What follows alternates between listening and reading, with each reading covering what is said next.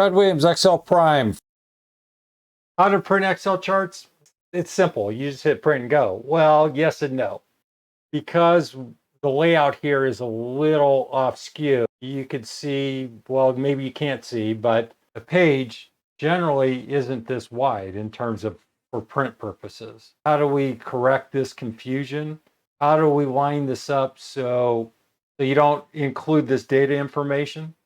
The easiest way is to go to File, Print, take a look. And this is page 1. There's page 2, and then there's an overlap, and then there's a page 3.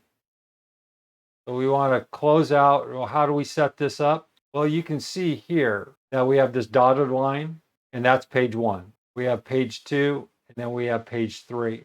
If there's an offset like this, what we want to do is we want to go to View.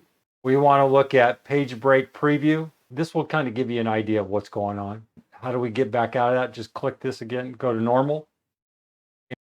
What do we want to do? We want to insert a page break. Do so, go to Page Layout, Page Break, see breaks. You need to set your parameters before you insert the break. Here we have breaks. We want to insert page break. Now we want to go to View, Page Break Preview, and here we have page 1, page 2, and page 3. To print the chart, you're going to hit Print, hit page 3. You can change your margins to try to squeeze this chart data, or you can change the horizontal to vertical or to landscape, but you have a lot of different options. Just keep that in mind. Otherwise, hit Normal. Let's kill that page break.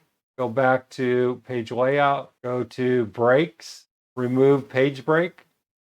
The other option is, this is an embedded chart. You can hit F11, put this on its own individual worksheet. Hit F11. You can print this chart as it appears right here. You can narrow this down, File, Print. Even though the page is shrunk, is zoomed down, Excel's still going to print this accordingly. In terms of changing the size, we're going to get into that later on.